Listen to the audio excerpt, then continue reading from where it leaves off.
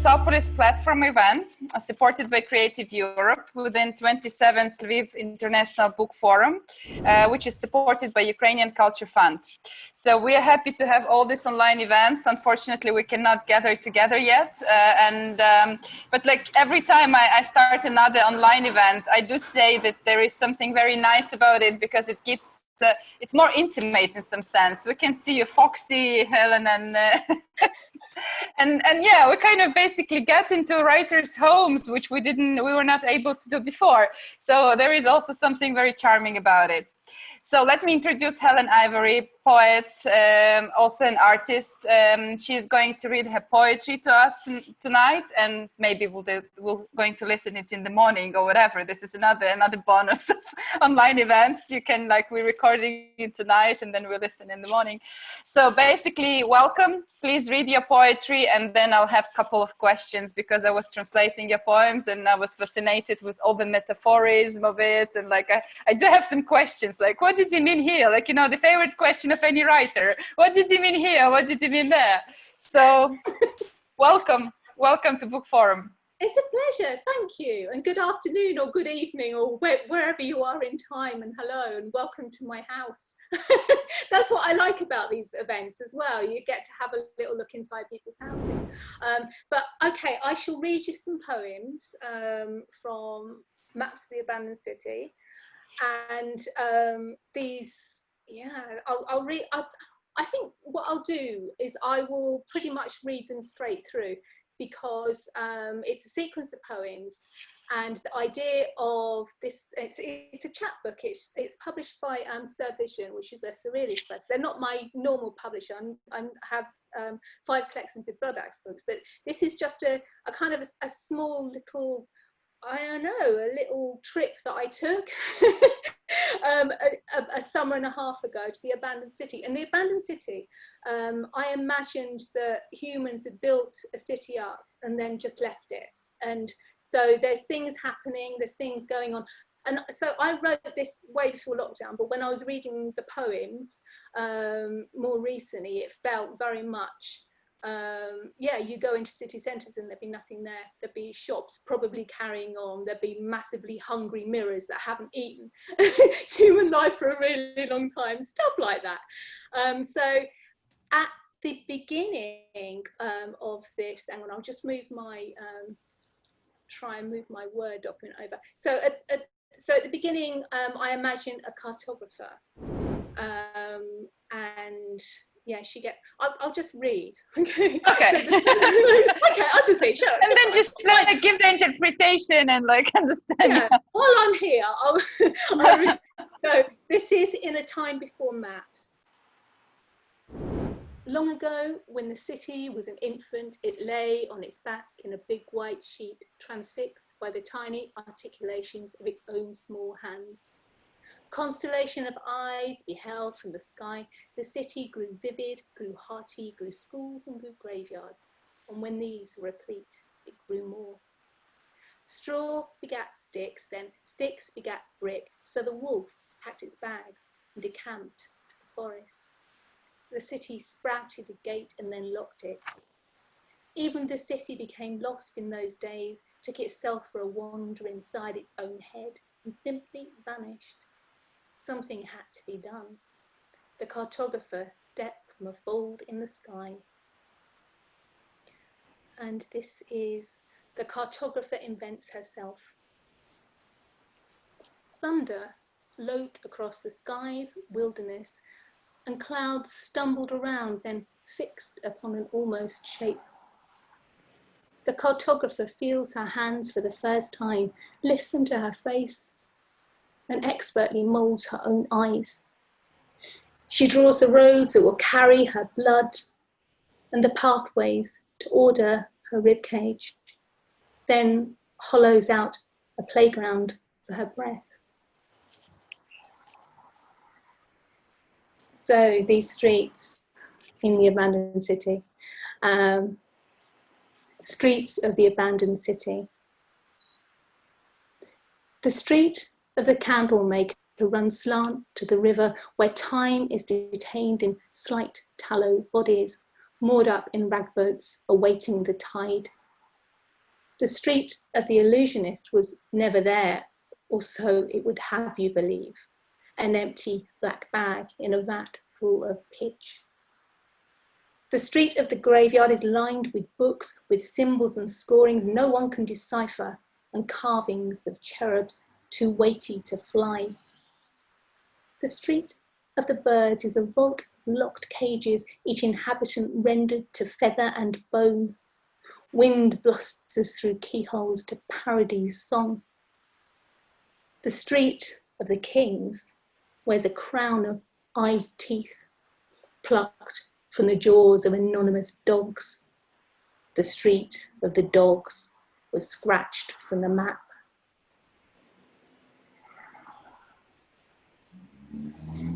The forest outside the city is bedlam with birdsong each flashy morning, gravid with wolf song all the long nights, is pathless as a cauldron hung over a pyre. Don't unbolt the gates, warned the mournful breeze. Keep away from the shadows, mouthed the shadows. I wrote these poems in about a month. They just arrived really, really fast. So yeah, I'll be interested in the questions you might ask me about them. I'm like, oh, I don't know. Anyway, so I thought that this it might help if I gave a little backstory of where we find ourselves. And this is the story of the city. It all began a long time ago, as stories are wont to do. It began with wolves, but wolves were too fierce and they were written out of the story. The story really begins when some of the cast out wolves turn their coats inside out and call themselves dogs. Their paws grew soft, so people took pity and invited them into their homes. Some of the people envied the dogs and asked that their fur be groomed too. And when their fur's so sleek, they asked others manage their claws, and with their claws so tidy and clean, they asked that their food be brought to them on golden trays. Soon they wore cloaks to protect their sleek fur, went about the city as if they owned it. They were so convinced, the rest of the people believed it too, and it was deemed right that their golden trays be piled high, while others' bowls were left empty, save a few grains now and then. One day, a wolf stood on a hill and looked down on the city. She howled to her children to come join her in the world. The dogs went first, and then people, one by one, until only a handful of those ones in cloaks were left. They held their golden trays up to the sky, begging for sweetmeats, but with no hands to feed them. They died. The hungry mirrors. The mirrors of the abandoned city are hungry as hungry can be. At least the lakes have a belly full of sky. At least the ponds are heavy with livestock. These days, it's drawn blinds, empty changing rooms, and the chirruping crickets they have no ears for. Once a spider hauled itself down by a thread, and they gorged on it frantically like someone lost in the desert. Ah, those starveling servants of vanity, we must pity them in their lean days when all eternity is an empty greatcoat in the maw of an unlit corridor.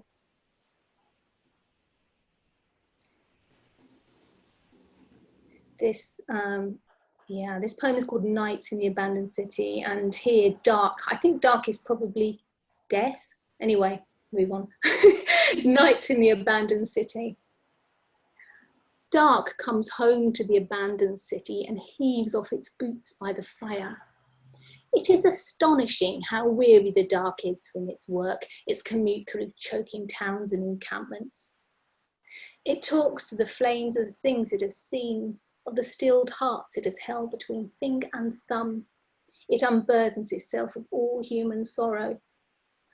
And the fire, pretending for now it is a hearth at the centre of a church house, listens like a priest and bites its own tongue, imbues the parlour with cloying incense.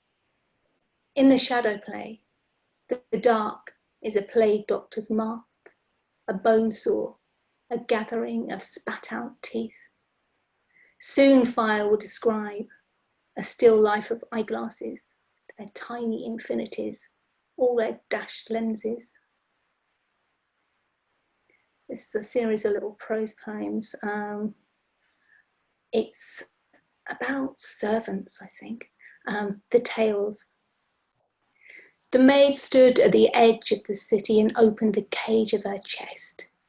Her heart preened its wings of arterial blood and then flew. Up it went, high, high as a cathedral spire. She returned to the palace and made beds tight as drums. One morning, when the cloakmaker had finished a long night of stitching, his fingers aching, the fabric spotted with his own blood, he sat in the stillness and observed his labours.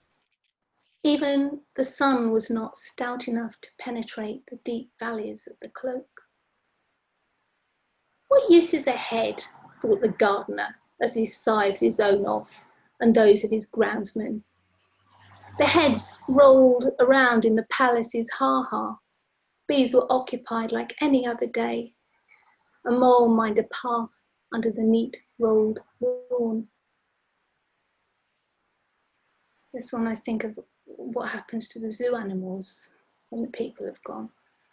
And yeah, they take the cute animals with them, but the scarier ones are left behind. So, zoo of the abandoned city. With the biddable and winsome gone, the zoo is a graver place of sharp eyes and fangs. The small and portable are piqued they've been deserted here, and funnel spiders have long memories. Cages were left unlatched. The keepers were not beasts after all. So everyone is free to come and go at their own leisure and, well, peril. Caimans have made Monkey Walk a no-go zone. Inmates are balanced on their nerves like high wire acts within a wide cupola, scrappily made effigies of themselves, held out to the rain that leans in before continuing its rounds. Here I think of all the empty restaurants, as we've had a lot recently. Luncheon in the abandoned city. There have been no hands to wind clocks for months now. Thus, restaurants rely on instincts and the shadows on pavements to signal when to prepare for service. Only salt and pulses remain, so ladles spend the morning meeting them out in melancholy portions onto row upon row of poker-faced plates. At noon, cutlery goes through the motions, a mechanical dance of luncheon, gnashing salt into powder, agitating the pulses, till the gong shudders and they all fall down. And this is an art gallery with no people in. The art gallery clears its throat and holds forth to the symposium's audience of 120 stacking chairs, a water cooler with 7 plastic cups, and a broom. Is it a given then that these old masters are shorn of their aesthetic and monetary value when there are no human eyes to feast here? It asserts, getting into its stride. The water cooler gurgles crankily in response. The broom agitates the dust, while the faces on the walls look as they have looked for tongue-tied centuries. Here's some kind of battle scene involving cats and mice. I kind of imagined as a Tom and Jerry kind of cartoon. So the cats and the mice. When all had been absent of human noise for 3 turns of the moon, the cats and the mice came to an understanding. Mice would reign in the cheese shop, while cats would claim sovereignty of the fishmongers. There would be no Tom and Jerry style absurdities, no sticks of dynamite applied to the rolled out tongues of sleeping cats. And no mouse need squander a bead of sweat on hefting irons to roofs in the hope that a cat would mosey by. Thus began a golden age, which, like each golden age, will soon prove itself to be composite metal with gilding shown greenish as it rubs away. A mouse in a cloak stands on the last cheese wheel. A cat in a cloak holds the last soul aloft. It's the cat's fault, said the mouse. Greedy mice, said the cat. Hence, the battle of the grocery shop began. The mouse shouting orders with a mouthful of brie. The cat screaming, attack, spitting soul at the ranks. Here, soul here is a fish. It's a flat fish, but it sounds like soul too, doesn't it? Yeah, I'm very bad with fish, so I was like, just like, you know, fish, like, yeah, but it does sound like soul. Soul sounds like soul, right? This poem, oh, it's another playful title. It's a Ouija board, and Ouija, is made of two. Yeah. When I saw the name and then I looked for translation, it's like, because it looks like French, yes, and then German, yes, and you pronounce it in English like Ouija, yeah. Yeah, Ouija. Some people say Ouija. I think Ouija. Anyway. Yeah, because like correctly it was supposed to be like we are. We are. Yeah. Yes. I know. Right, so this is we are. So, on the street of clairvoyance, an unmanned Ouija board is rapidly shifting a sherry glass. A long-dead lion tamer is anxious to have the last word in a long-standing feud with the ringmaster. A stuttering pharmacist spells out the periodic table, glass faltering over the O of oxygen. Moreover, Alice needs to speak to Lawrence, but there is nobody there to take the call. She frantically moves the glass to yes, yes, yes, and then I do. The door rattling against its jamb. I heard something on the news long time ago. Seems like a long time ago. It's probably only in about February or something. This long time ago. This one. Yeah, many lifetimes ago. That before lockdown era, you know. Before lockdown, when all we had to worry about was Brexit here, and about they were training birds to pick up rubbish, or I think they were kind of crows and those kind of creatures to tidy up after the humans, which I was, I got a bit cross about. But anyway, this is it plays on that. So this is the birds. During the final days of those final days, the city gate was propped open for stragglers, dragging their suitcases through windy streets, civilization's chip wrappers jamming their wheels. And then a rustling of 1,000,000 feathers as all the sky's birds put their shoulder to the gate and closed it as if closing a tomb. A whirlwind of litter baffled about the city until a crow with one blue eye rose, gave an ushering call, and thence the assembly swooped. For 6 days and 6 nights they worked with unstinting precision to garner each cast-off wrapping, each scuttling drink can, each motley fragment of plastic.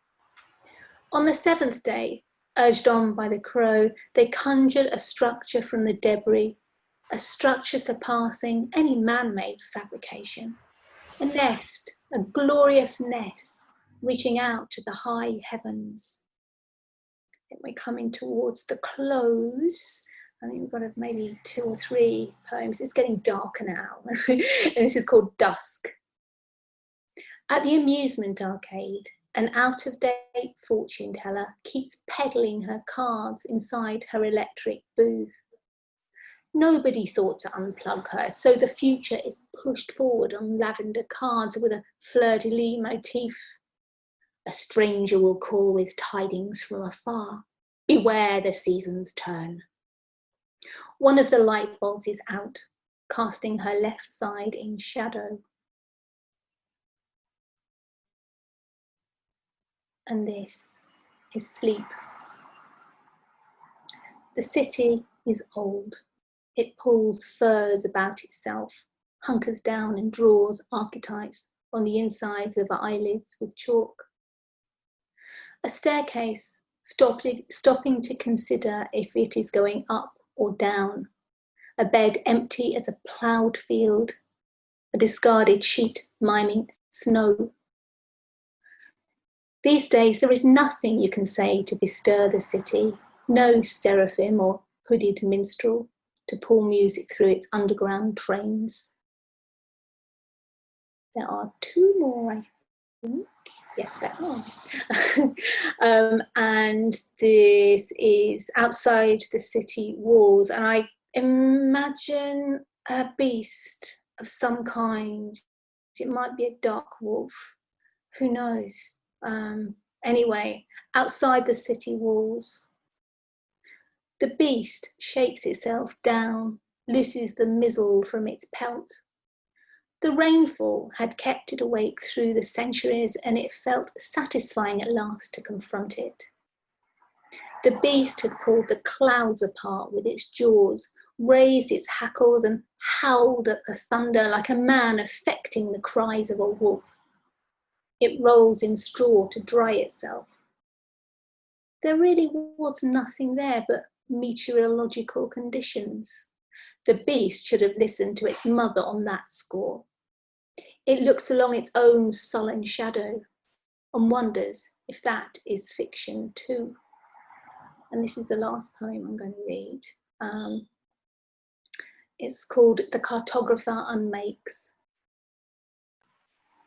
It's snow that gives her the idea, bleaching parks of desire lines and blotting out coffin paths. With a white paintbrush, she makes a halo of the ring road and cancels out the tower blocks and castle. And when there is no one left to remember the city, when all has turned to fireside yarns and myth, a traveller will open out spotless pages of the map and imagine Lady Fortune shines on him. Thank you.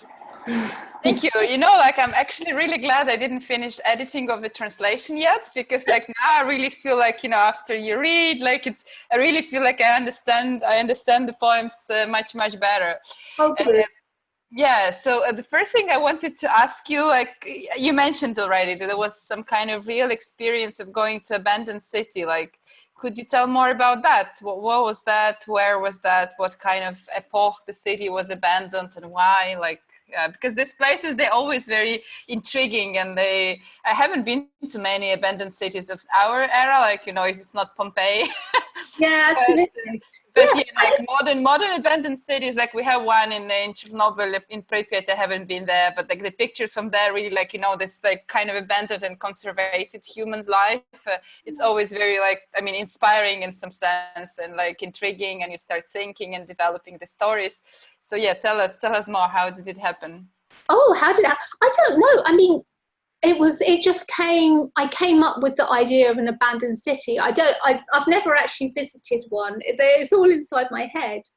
And but then when lockdown happened, it kind of, it was just, you know, walking around, you know, the city, Norwich, where we live, and just seeing, you know, no humans, no nothing, and all of the shops and everything.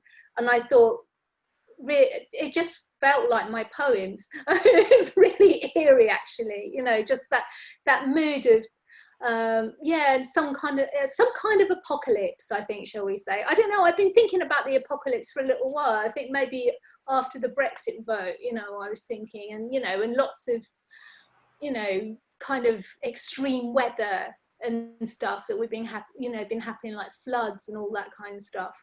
So yeah, I don't know, I've been thinking about the end of the world for maybe 3 years. I mean, the world is giving us like reasons every day, you know? Yeah, exactly. Yeah. You either look for the ways not to think about it, or you look for the reasons to think about it. But try and make something from it. Yeah, make something from it. So basically you wrote it before lockdown. Yeah, it's not it's kind of about 18 months ago. Okay, yeah. So yeah, but I don't know. And you have a lot of like mythical stuff in your poetry, and like, but also like mythical in the format of fairy tales. You have like Three Little Piglets, obviously, like, you know, with the house building, and you have Tom and Jerry, and you have all this like childish metaphors. Like, what does it mean for you? Like, you have like this metaphor of wolf is super strong. Like, is it a metaphor of evil, or is it a metaphor of wild, or like why are you so connected to this fairy tale-ish metaphorism? Do you know? Or I think because I'm just really interested in archetype and folk tales that span different countries and different cultures, and the archetype of the wolf, you know, it is quite a powerful one. I mean, we have the Little Red Riding Hood story, you know, he's the predator there, and then there's a feminist retelling. Angela Carter has written a feminist retelling of that. And the wolf, I mean, in one of the poems, say all dogs that, you know, even tiny dogs come from wolves, you know. So I'm interested in that little journey that the wolf is made from, you know, being this wild creature, and then, you know, introducing itself into our lives as cute dogs, you know. So when you see little tiny dogs barking, I always think of them out in the wilderness and stuff, you know, howling at the moon and all that kind of stuff. I don't know, for me, archetypes and fairy tales feel more real, and they're more like bones, you know, they're in my bones. They feel more real than, you know, some paraphernalia, everyday paraphernalia. And you're like, all the time you kind of oppose like this, like the city and the wild, like what is behind city walls, like going to this, like, you know, more archaic format of the city, when there was just city and there was the city wall, and then behind that there were like, it was wild, or there were enemies, and you have this opposing all the time of civilization and wild. Do you basically think that civilization is good or not? Because like in your poems, it's really like you kind of, this escape from the city to the wild, you describe as something powerful and something strong, and then yeah, but still, like, you describe city in a very nice way. So like the civilization, the urbanization, like you yourself, where do you feel safer? How do you see this role of urbanization and civilization is like I don't know, like for us as humankind growing? Yeah. Well, I mean, we couldn't live without civilization at the moment. It depends what people do with it, don't they? I mean, I see at the moment, we go to the coast, we go to a really beautiful place with sand dunes, and you just, because people are not traveling anywhere else, they're coming there and they're just leaving their litter, you know. You always know when you're getting closer to a car park, because there's more and more rubbish, and, you know, you're more closer towards civilization, because, you know, people trash the place. So that makes me cross. But yeah, I just think that, I mean, there's quite a lot of greediness, and, you know, people not caring about the planet that we're living on, and, you know, just wrecking it for, I don't know, just not thinking, or thinking and not caring about it. Yeah, and that's all part of civilization, I think. It does feel like almost like the end of the line for humans, and that was probably what was feeding into that book, I think. So for you, there is this kind of symbolism of human being kind of the destroyer, yeah, the one who... Yeah, it's really unfortunate, you know, as an artist, you know, because I you know, I'm very much into creating things, and, you know, and not everybody is destroying things, but lots of people are unthinkingly destroying things. And you know, when I'm just going back to litter again, because I think about litter a lot, because we go to some lovely places that are trash, but when I was a child, you know, we had to take our litter home. That was absolutely driven into us, you know, as a method of behaviour.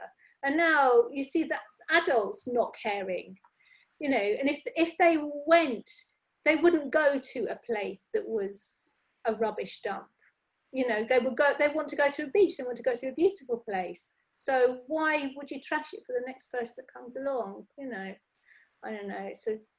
Actually, this metaphor was the crows building the nest, like, or these birdies, like building the nest out of rubbish. Like, I find it very powerful, because I've been to few like artist exhibitions when, like, you know, when the art objects are created from trash, or like, you know, big pictures. I remember once there was like a huge wall, like very long, like that was like old toys, like mostly Barbies, and like, you know, all these plastic toys, just creating the huge like panoramic panel.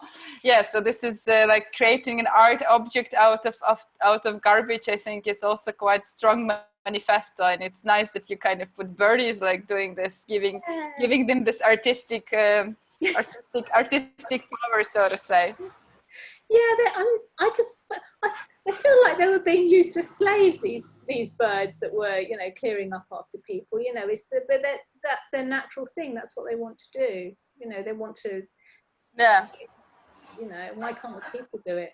Birds who put humans' houses on fire because of that, because the magpies, you know, they like sparkly things so much that there are cases when they just pick up a cigarette butt, like, which is not fully like, yeah, it's just like still giving some glows, and they by accident they bring it to the people's houses, and then the houses go on fire. they know there are ways of vendetta as well. Yeah. Has that actually happened, or is that a story that you're going to tell? I've heard the stories like that they really happened with magpies. Yeah. Right. Oh wow. Yeah. So you see, they know how to do things too. Yeah. Wow. Well, word might spread around. They obviously chat to each other, don't they? Yeah. Yeah, and you also, it's obvious that you have quite strong connection with animals, like in like symbolic way or like in direct way. There is this poem about zoo. And what is the relationship of human being and animals? Like, how do you see it in the modern world? Like with domestication and also with the wild animals? Well, did you get the series over there called The Tiger King? No.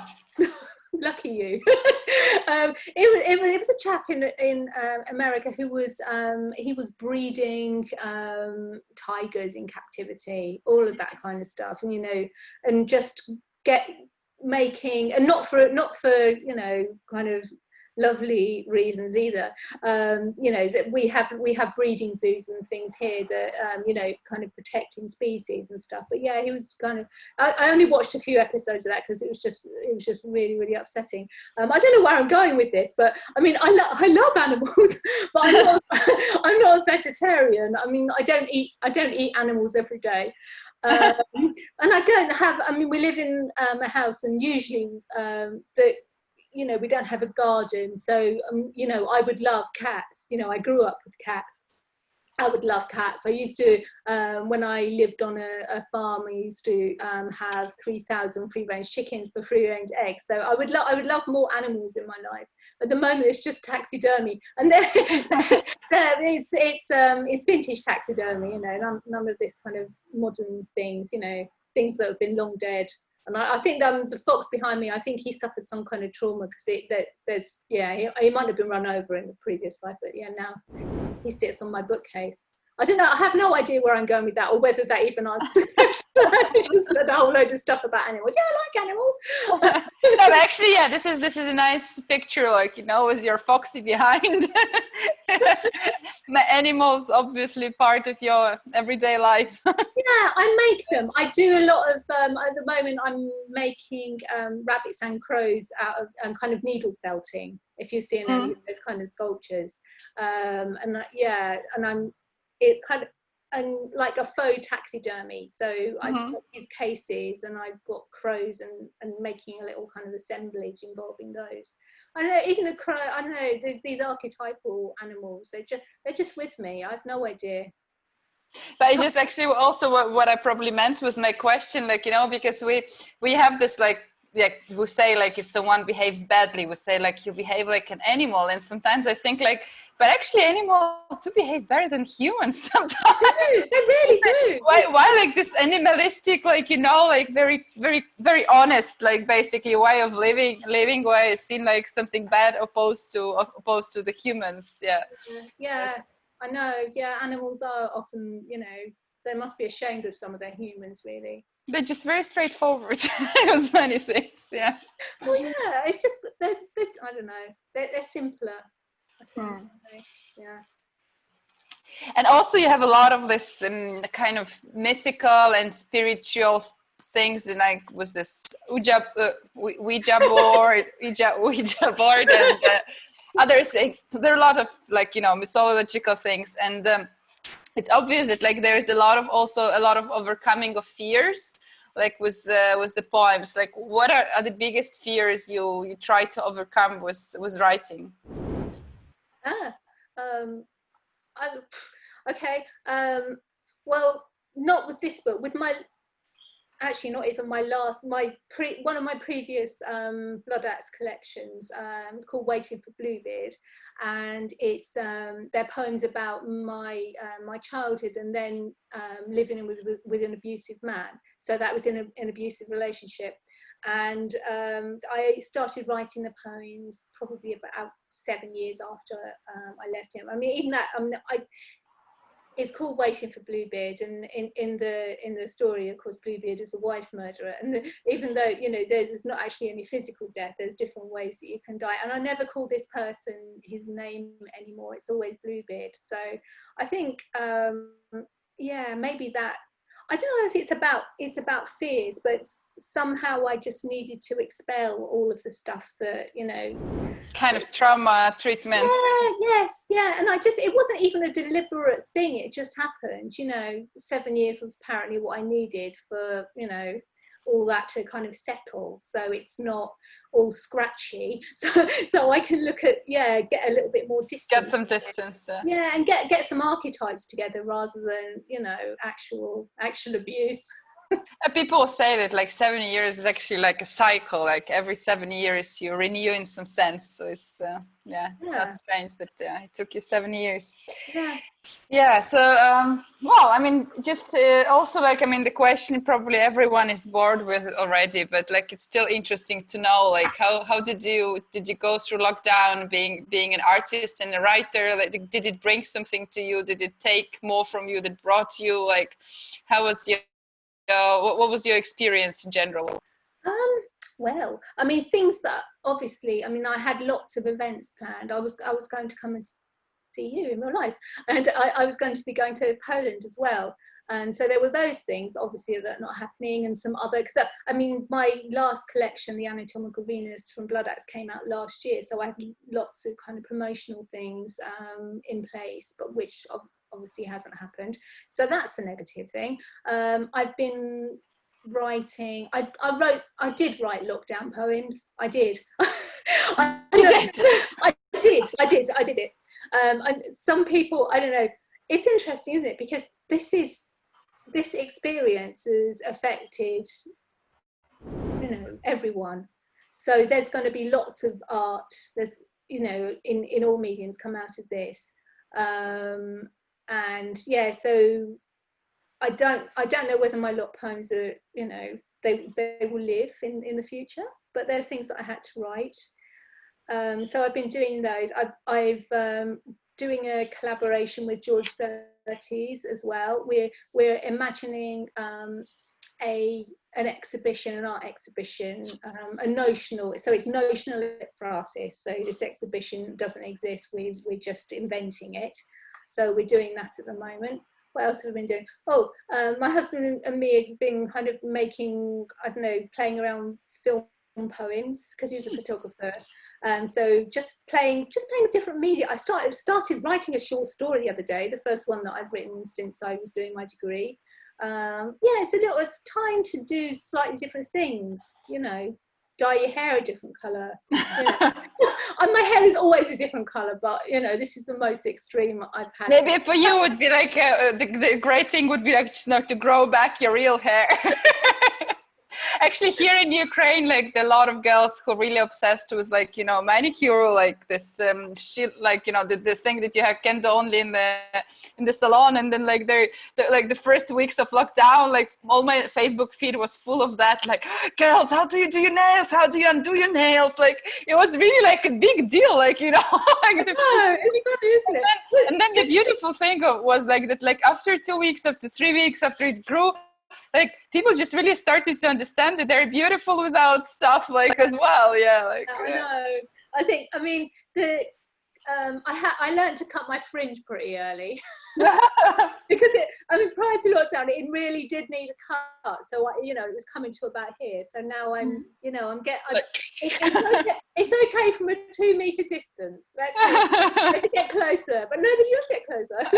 Yeah, you see, it's kind of lockdown test. If you see that your fringe is not perfect, you're too close. Yeah, then my friend, she dyed hair like pink. She did it before as well, but then she did it herself, and then she sent me photos. She was like all pink because, you know, she didn't know how to deal with the paint, and then like from the head it went over the body. Yeah. Yeah, so funny experiences too. Yeah. Oh, it was great to have this chat. Like, do you have something like, you know, you want to say to Ukrainian audience, Ukrainian readers, like some message you would want to send before we say goodbye? Oh, just thank you. If you've got this far, thank you very much, and thank you for the invitation as well. It's been a lovely experience, actually.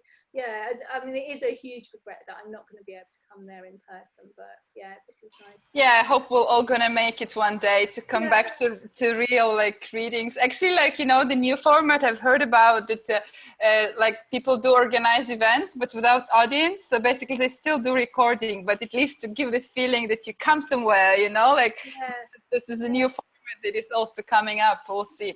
Yeah, we have cinemas going like 50% of the room, like 50% of the seats are sold. So I quite like, I saw the other day a music event where people have their own little areas, their own cordoned off arears, you know. So and being quite a short person, I'd welcome that, to be honest, you know, to go to a music gig and just have your own area, so they're not people right in front of you.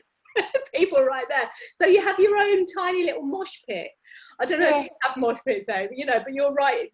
You can be right. Yeah, just dance crazily, and you've got enough space to do it. I don't know. It's not a way forward. I miss applause as well. I miss, you know, being in an audience and, you know, doing the round of applause like with, you know, everyone together. Yeah, you can see applause, you know, on Zoom events, you see that, and you can, you know, you can do the hand clapping symbol and all that kind of thing. But yeah, just being part of an event, you know, I really do miss that. Yeah. Well, let's hope we're all going to come back to that one day. Yeah. And quite soon. Yeah, it was great to talk to you. Thank you. Thank you so much. Thank you so much for joining. Yeah. Bye-bye. Thank you.